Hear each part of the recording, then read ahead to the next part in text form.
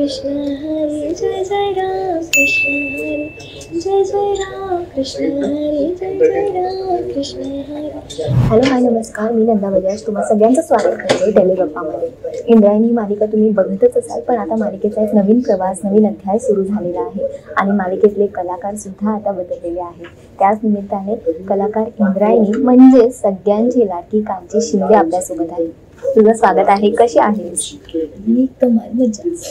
बरं, फार आनंद होतो आम्हाला तुला या नवीन सिरियलमध्ये बघून, कारण कुठे ना कुठेतरी आम्हाला वाटते की ती छोटी सांची होती, छोटी इंद्रायणी होती ना, तिच्याशी तू पूर्ण मॅच होताना आम्हाला दिसतोय. मला तुझ्या प्रवासाबद्दल, तुझ्या या नव्या कॅरेक्टरबद्दल हे काय आवडेल? मला तर प्रवास म्हणजे खूप मोठा आहे, मिळवण्यासाठी हे पात्र आणि बघून खरंच भरून येतं. कारण नशीब लागतं की एका कीर्तनकाराची भूमिका आणि ते पण इंद्रायणीसारखा तिचा जो प्रवास आहे, छोट्या इंदूने जो बेंचमार्क सेट केलेला आहे तिच्या इनोसन्सचा, तिच्या असण्याचा, ती मला अगदीच मान्य आहे की ती तिची जी छबी आपल्या डोळ्यात बसलेली आहे ना, तर ती असं वाटतं की तीच इंदू आहे. आणि मलाच एका पॉईंटला असं झालं होतं की ही जबाबदारी खूप मोठी आहे आणि मी माझं पूर्ण ताकद लावून त्या कॅरेक्टरवरती काम करते आहे. कीर्तन नव्याने शिकते आहे, विठ्ठलाची भक्ती माझ्याकडून खऱ्या अर्थानं आता सुरू झाली आहे. म्हणजे मी तुम्हाला किस्सा सांगते. काय झालं होतं, मी कधीच विठ्ठलाची मूर्ती अशी हातात घेतली नव्हती आणि माझं स्वप्नच होतं की जेव्हापासून सिरियल सुरू झाली मला इंद्रायणी व्हायचं आहे, मोठी इंद्रायणी मलाच व्हायचं हे मी ठरवलं होतं आणि मी मॅनिफेस्ट करत होते. असं मला जितके एपिसोड बघत होते मी, तेव्हा दरवेळेस वाटत होतं की ही मोठी असणार मी, ही कंटिन्यू माझ्या डोक्यात आणि मी ठरवलं नकळत होतं आणि ते बघत होतं मला असं वाटतं आणि ते मला माझ्या नशिबी आलं, आताही भरून आल्यासारखं होतं. पण जेव्हा इंदू अशी बसली होती फर्स्ट एपिसोड बघताना आणि मी मागे बसले होते, तेव्हाही मला तीच फिलिंग आली होती की गॉड, देवा प्लीज होऊ दे, मला एक ॲटलिस्ट ऑडिशनचा चान्स मिळू दे. आणि मला माहीत नव्हतं की कलर्स मराठीचे किंवा विनोद लवेकर सरांचे माझ्याकडे तेवढंच लक्ष आहे की हिला गाता येतं, हिला फोक बाज आहे, हे सगळं त्यांना माहीत होतं, हे मला माहीत नव्हतं. त्यामुळे मी खूप नर्वस होते खरं तर की मला ॲटलिस्ट एक अपॉर्च्युनिटी मिळेल का, कारण हे खूप खूप घातलं आहे माझ्या, मला खूप वापर करायचं. तसं मी गायनाचे काही व्हिडिओज करत होते तेव्हा मला व्हिडिओसाठी विठुरायाची मूर्ती हवी होती आणि दादा म्हणाला की ठीक आहे बाळा, माझ्याकडे मूर्ती आहे, ती घेऊन जा. सो आयुष्यात पहिल्यांदा जर कोणती मूर्ती माझ्या हातात आली होती तर विठुरायाची, तर त्याच्यावरती खाली इंद्रायणी असं लिहिलं होतं आणि त्या क्षणी मलाही असं झालं की पोटात असं गोळ आला. म्हटलं देवा, ह्याचीच वाट बघत होता तू की जोपर्यंत मी इंद्रायणी होत नाही तोपर्यंत तुझ्या नशिबी मी काय हातात येत नाही. पण विठुरायाने परीक्षा घेतली, पण माझ्या पाठी उभा राहिला. म्हणजे तो उभा होता, तो म्हणत होता तू फक्त बघ, प्रयत्न कर, मी आहे. आणि ते झालं.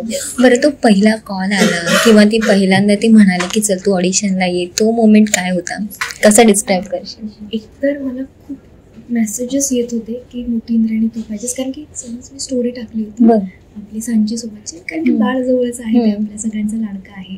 तर आम्ही फोटो टाकला आणि सगळ्यांची मेसेज आली होती की तूच पाहिजे, तू मोठी इंद्रायणी खूप सूट होणार वगैरे वगैरे वगैरे. आणि त्याच्यानंतर मला एकतर एक वर्षभर वाट बघितली मी या मोमेंटची. मला एक कॉल यावा दादाचा आणि सडनली दादाने मला बोलवलं आणि म्हणलं की बाळा ये, आपल्याला एक काम आहे.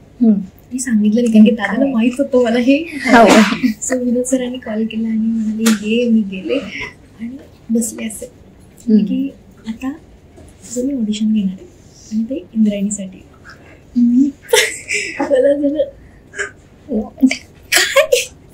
काय, बस आता मी वनटिक करणार आणि दादाला आवडायलाच पाहिजे, कारण की आपण अभ्यास केलाय, प्रत्येक एपिसोड्स आपण पाहिलेले आहेत इंद्रायणीचे आणि ऑडियन्स म्हणून आणि स्वतः इंदू बघतीये तिचं लहानपण, असंच मी विचार करून ते एपिसोड्स पाहिलेले होते आणि मॅनिफेस्ट करत होते साईड बाय साईड. आणि ते दादाला माहीत होतं, तर माझ्या डोळ्यात तेव्हाही जरा पाणी आलं होतं, जसं प्रोमो बघून माझ्या डोळ्यात पाणी आलं. सो दादाने मला असं केलं की ऑडिशननी झाल्यावरती छान एवढंच दादा बोलला. त्यानंतर माझे बरेच ऑडिशन्स घेतले आणि मग फायनली इतके ऑडिशन झाल्यानंतर एक धाकधूक म्हणत, कारण कॉम्पिटिशन खूप होती. म्हणजे मला असं वाटतं दादांनी खूप सिटीजमध्ये ऑडिशन्स घेतले होते इंद्रायणीसाठीचे. आणि तो जो नटखटपणा आहे तिच्यातला, सांचितला आणि छोट्या इंदूतला, तो कुठेतरी माझ्यात होता. कारण आमची पर्सनॅलिटी बऱ्यापैकी तेच माझं बालपण आहे, असं सेम मी तशीच होते. तर ते दादाला दिसलं आणि माझ्यातले गुण दिसले की मी फक्त लावणीच नाही तर मला लोककलेचं नॉलेज आहे, मी भारुडी करू शकते. लहानपणीपासून मी शिकली. ललितच्या आधी मी लोककला डिपार्टमेंट म्हणजे मुंबई युनिव्हर्सिटीमधून मी लोककलाचं प्रशिक्षण घेतलं आहे. सो ते सगळं दादाला माहीत होतं आणि ते त्यांनी तो विश्वास माझ्यावर ठेवला की हे खरंच पात्र कांची करू शकेल. सो म्हणजे त्यांनी खूप काय म्हणतात एक्झाम्स घेतल्या की तू हे करू शकतेस का, वेगवेगळे इम्प्रोव्हायझेशन्स करून बघितले. तेव्हा कुठे जाऊन मला हे मिळालं. आणि जोपर्यंत तो प्रोमो मी पाहिला नाही, शूटच्या डेला पण मला वाटलं नव्हतं की मी खरंच आताही काही होऊ शकतं. आय डोंट नो, कारण स्वप्न तुटू नये असं वाटत असतं, त्यासाठी तडजोड चालू असते. ते मला प्रोमो बघितल्यावर झालं की ओके नाव मी आहे. येस, त्या प्रोमोबद्दल काय सांगशील? तुझा पहिला प्रोमो जो प्रेक्षकांना बघायला मिळाला, संतोष जुबेकर समोर होते आणि त्यांनी तो चेंज आम्हाला दिसला तिथे. त्या प्रोमोबद्दल काय सांगशील? फर्स्ट डे ऑफ शूटिंग आणि त्यानंतर संतोष जुबेकरांसोबत पहिला टेक, छोटी इंदू होती तिथे, आणि आता ही पुढची जर्नी लाईक अनिता दाते आहेत तिथे, आणि हे 2 कलाकार अजून आहेत, त्यांच्या सगळ्यांबद्दल काय सांगशील? पहिले तर मी बोलेल संतोष दादांबद्दल. खूप दडपण असतं जेव्हा सिनियर ॲक्टर्स आपल्यासमोर असतात आणि त्यांच्यासोबत आपल्याला काम करायचं असतं, ते पण इतक्या मोठ्या जबाबदारीचं काम. कीर्तन करायचं, वारकरी संप्रदायाला मी रिप्रेझेंट करणार आहे कुठेतरी, ही खूप मोठी जबाबदारी आहे. आणि माझ्या मनात कंटिन्यू होतं की माझ्या तोंडून एकही असं वाक्य निघू नये किंवा असं काहीच होऊ नये ज्यांनी वारकरी संप्रदायाला हर्ट होईल. किंवा राजकीयाच्या नंतर पण म्हणजे आतापर्यंत मी ते सांभाळलंच आहे, ती डिग्निटी त्या परंपरेची मी सांभाळलेलीच आहे आणि यापुढेही मी करेल. पण इतकं सिनियर ॲक्टर जेव्हा समोर असतात तेव्हा एक दडपण असतं की बापरे आपल्याकडे चुकलं तर. ते दडपण मला संतोष दादांनी कधीच फील दिलं नाही. माझा डे 1 होता आणि डायरेक्ट त्यांच्यासोबत माझा शॉट होता. पण त्यांनी अजिबातच आल्या मला इतकं त्यांनी फ्री केलं ना की मी घाबरलंच माझं. आणि सेम अनिताताईंसोबत पण झालं. एकतर त्या कॅरेक्टर म्हणून इतके स्ट्रॉंग आहेत दिसायला की तो ऑरा त्यांचा ऑलरेडी त्यांच्या नजरेत येतो. जसं त्या कॉस्ट्युम घालतात त्यांच्या नजर बदलते. सो ती त्या नजरेनेच भीती वाटायची की बापरे आनंदीबाई. पण सडनली ती अशी चेंज होते ना ताई की असं ती अरे मदरहूड असतं ना, खूप प्रेमळ आहे ताई. आणि शॉट ऑन झाला, ॲक्शन म्हणलं की चेंज होतं. तर ते शिकण्यासारखं सगळ्यांकडून खूप आहे.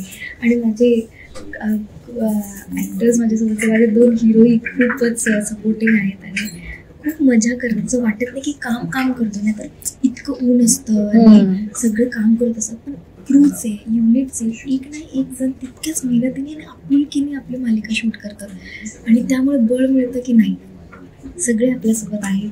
आणि माझे को-स्टार्स खूपच छान आहेत, ते मला खूप सपोर्ट करतात. येस, आपल्याला वेळेअभावी थांबावं लागतंय. शेवटचा एक प्रश्न असेल, जाता जाता प्रेक्षकांना काय सांगशील? आणि कीर्तनातल्या 2 ओळी होऊ शकतात का छोट्या आवाजात, जसं जमत तसं? जय जय राम कृष्ण हरी, जय जय राम कृष्ण हरी, जय जय राम कृष्ण हरी, जय जय राम कृष्ण हरी, जय जय राम कृष्ण हरी, जय जय राम कृष्ण हरी, जय जय राम कृष्ण हरी. धन्यवाद. तर पाहायला विसरू नका इंद्रायणी संध्याकाळी 7 वाजता फक्त आपल्या कलर्स मराठीवर. थँक्यू सो मच आणि तुला खूप खूप शुभेच्छा. थँक्यू.